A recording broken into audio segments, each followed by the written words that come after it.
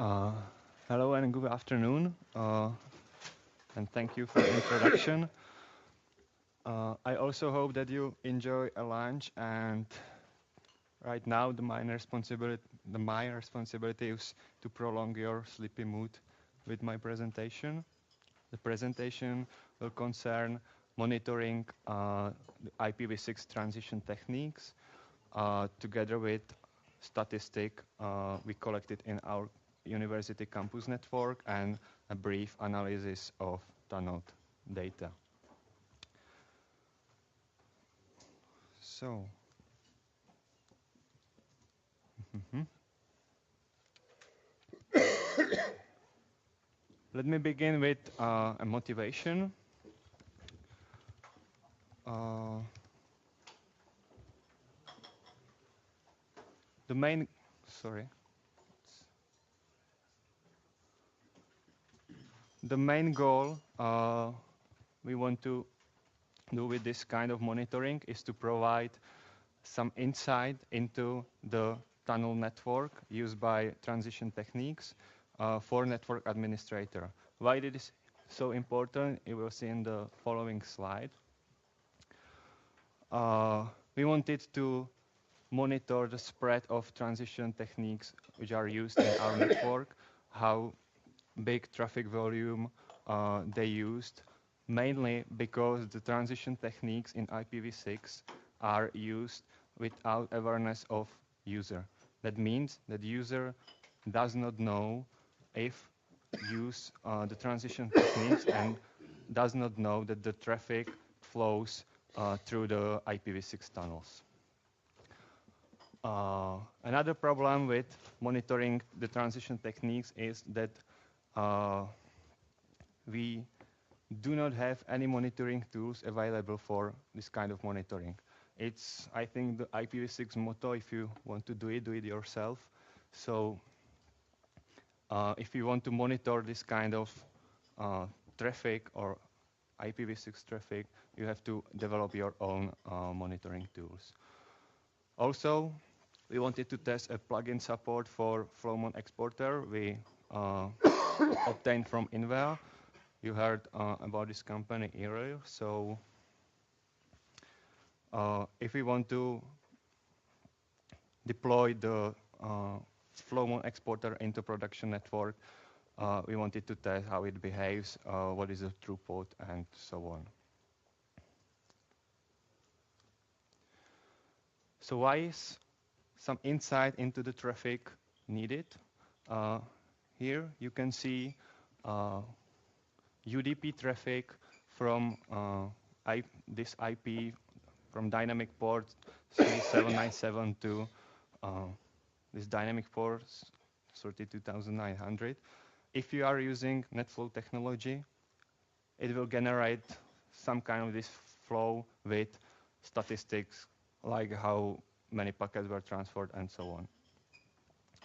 However, what is really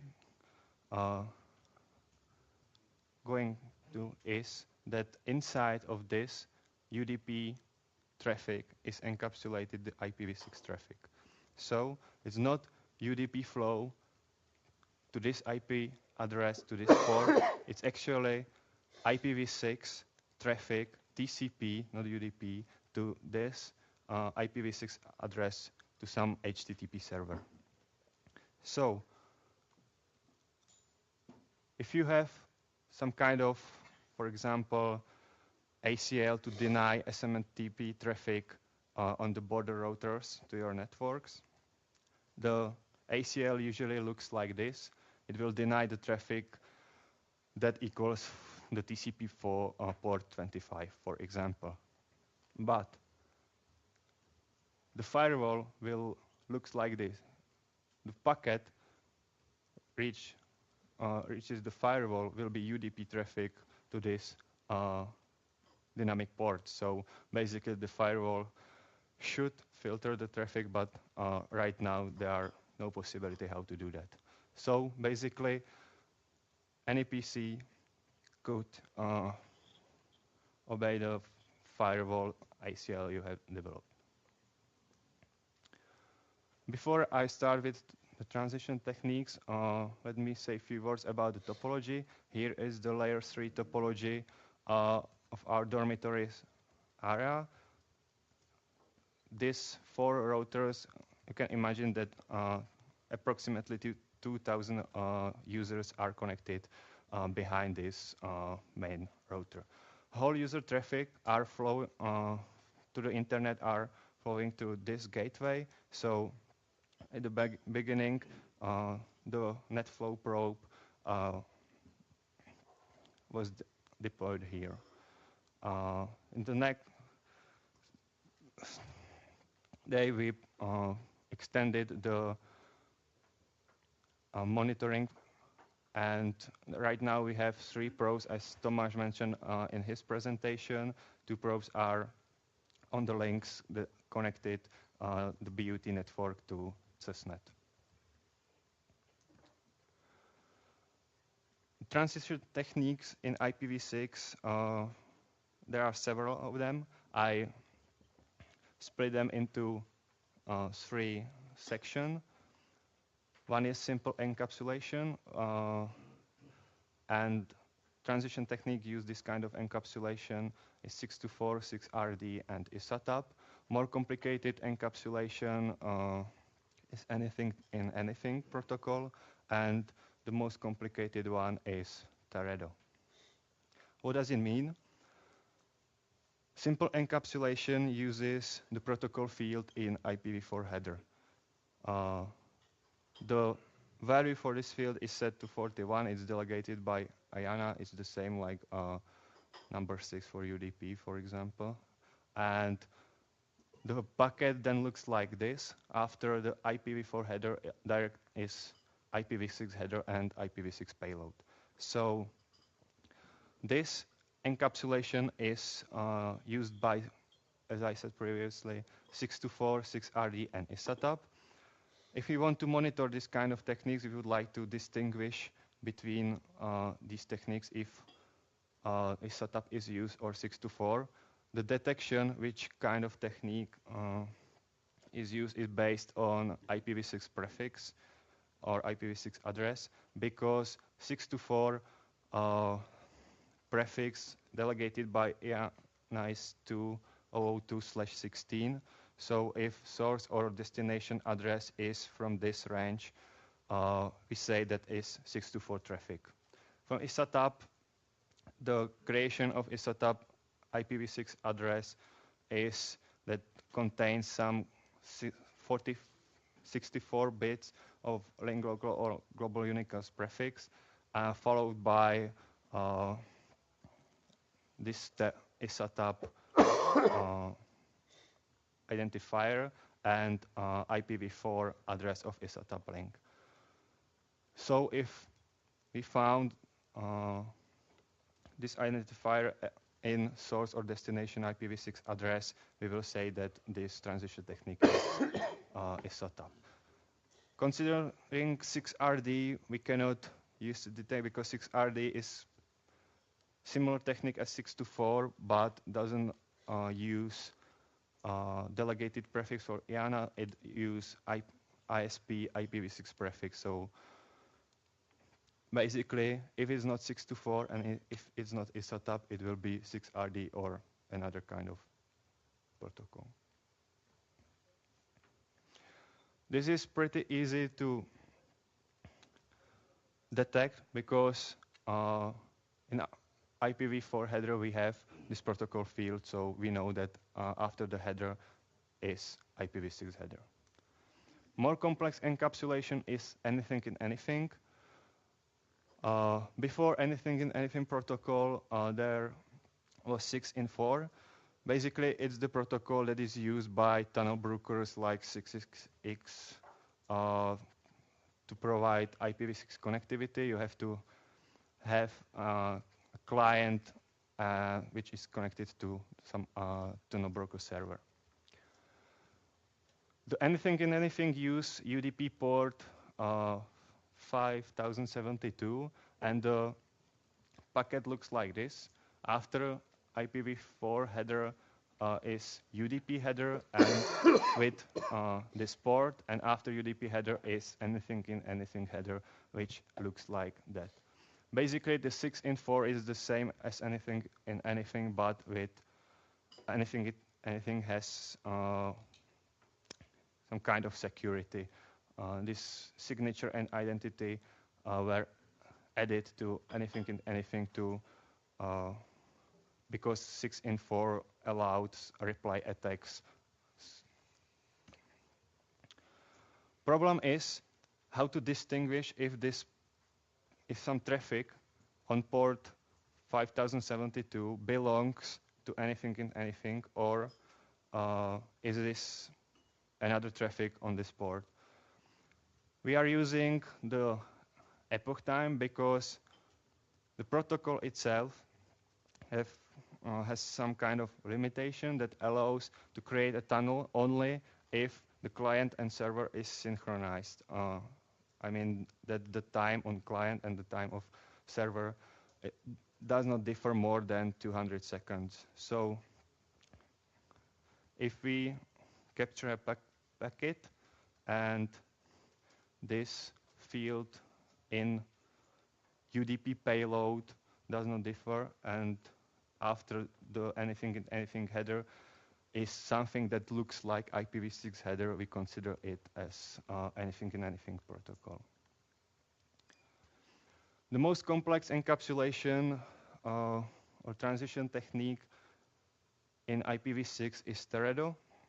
It also uses UDP as anything in anything protocol.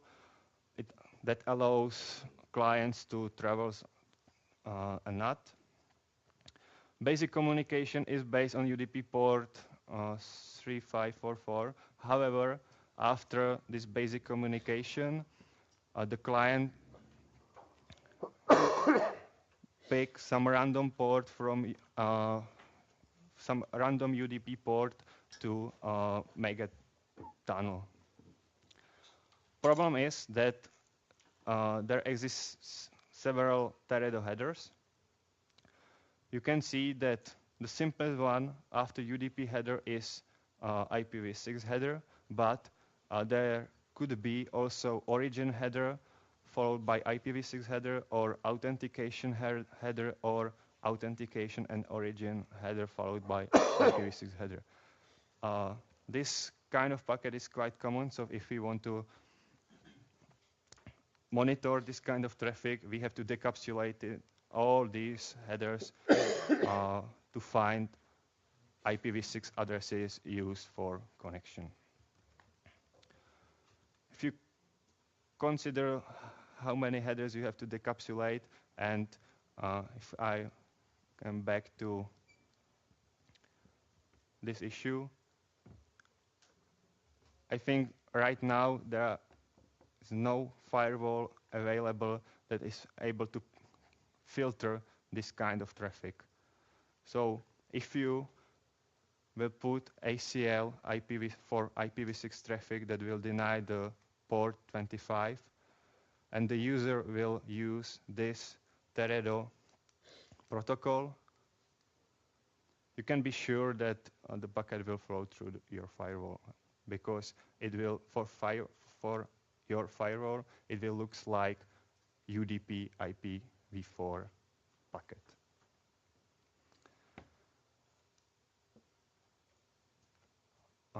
Problem with the Teredo detection is that it's stateful protocol.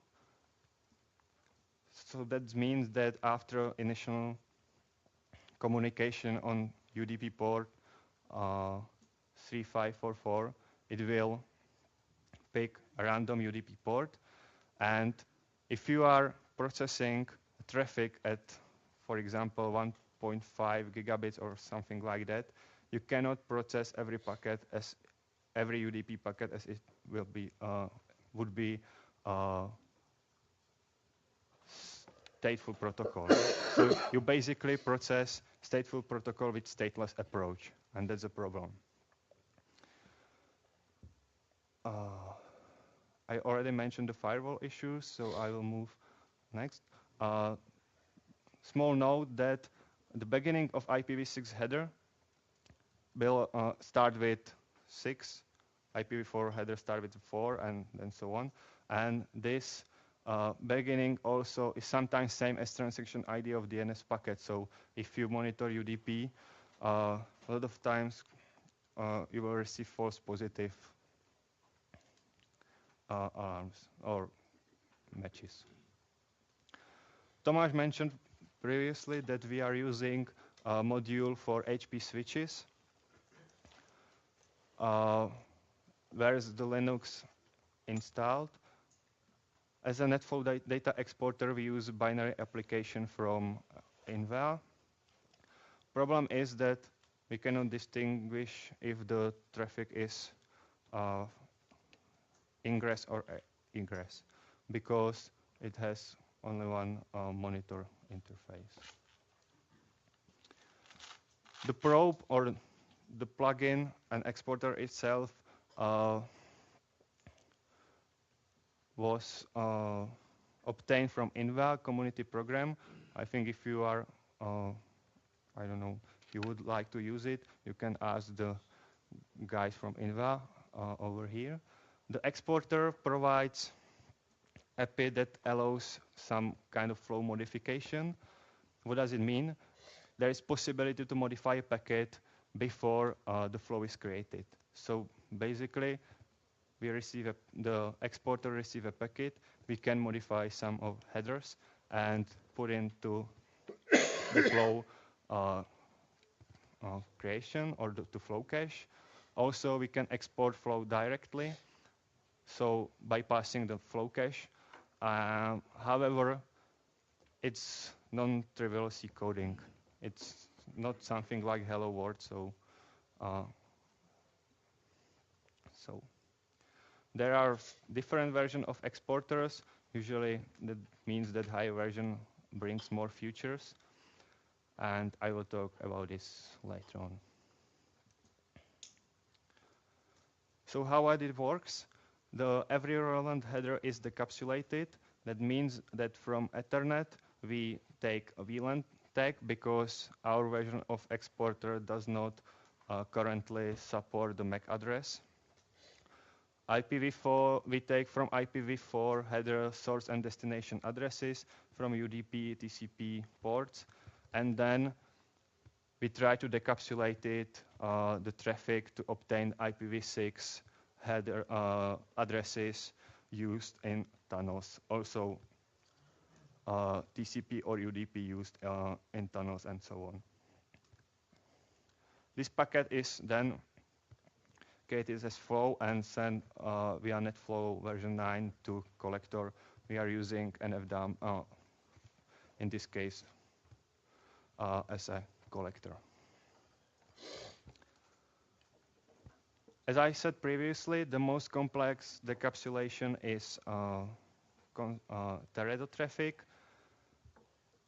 Basically, it's binary data stream without knowledge of context. So the solution is if it looks like IPv6 and it behaves like IPv6, it will probably be an IPv6.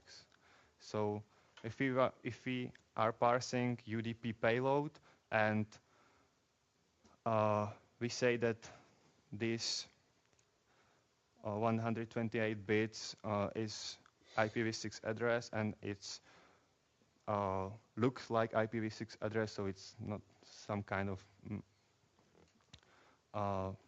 mess. So we will say that this is IPv6 protocol. The traffic is distinguished, and we tag native 624 Teredo ISATAP and anything in anything traffic because we don't have some kind of general field for this in NetFlow. We use output interface because we are not using in our monitoring. So in this output interface, we just set 1 for native, 2 for 624, and so etc. etc. It simplified the processing of NetFlow data. You can create statistic how much data were transferred by 624 simply by filtering the output interface too. As I said, the netflow data are sent to collector, and then we are not using NFScene for this. We are using Zabbix. So netflow data are processed by Perl scripts and then sent to Zabbix server.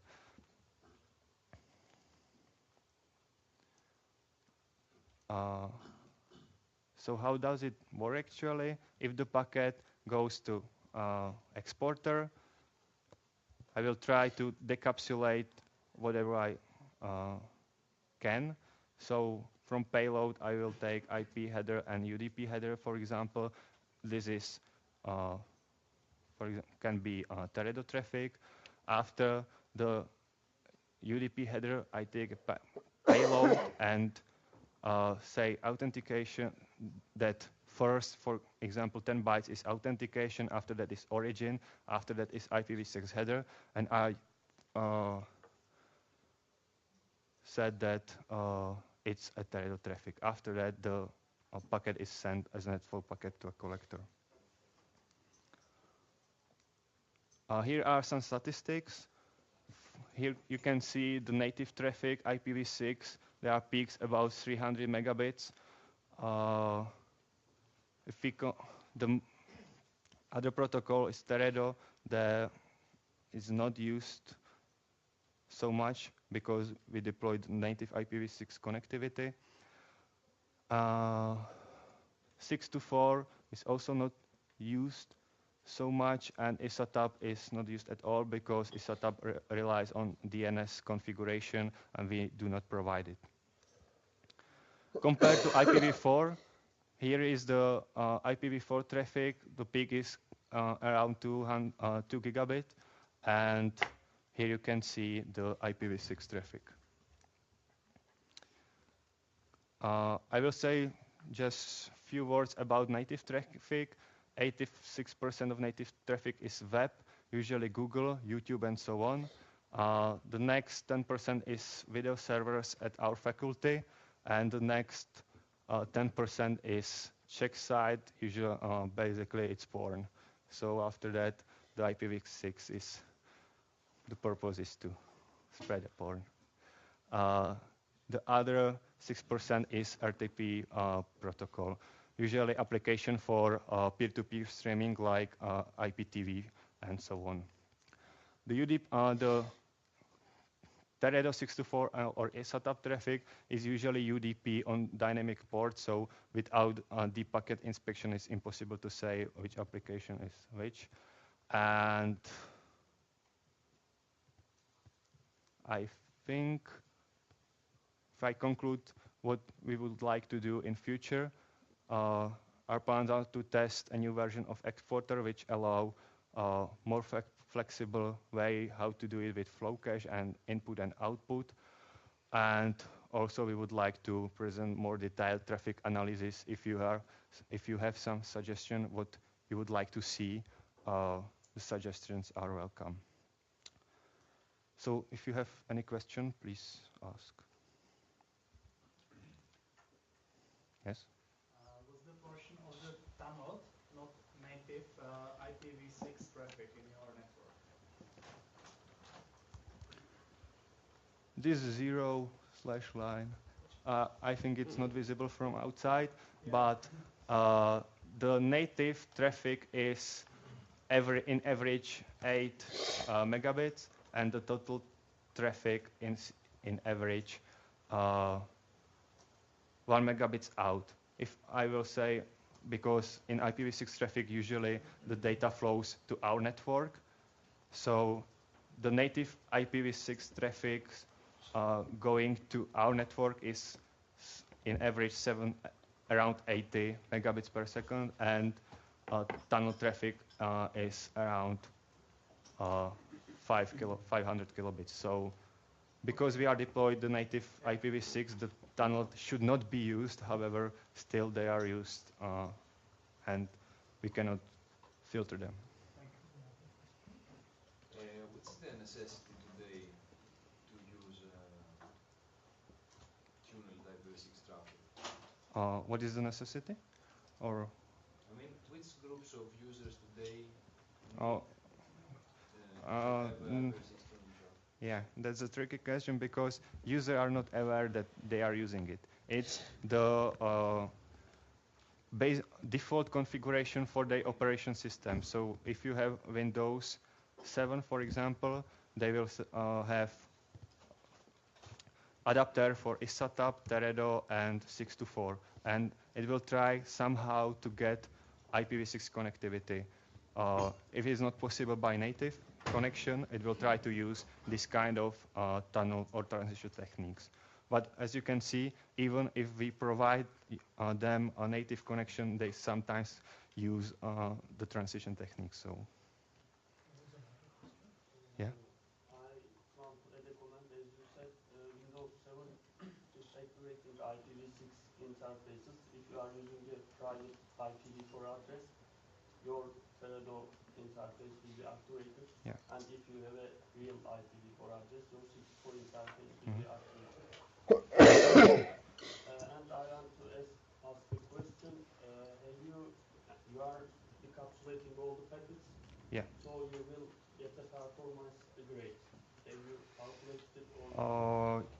Yes, but we are able to process at wire speed. So there's usually around 2 or 3 gigabits traffic, and it's possible to decapsulate the traffic at wire speed. So we think we are not losing any packet, but it should be like that.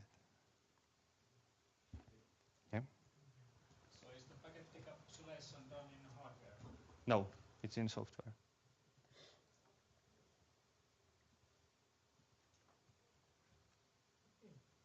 Okay, so thank you for attention.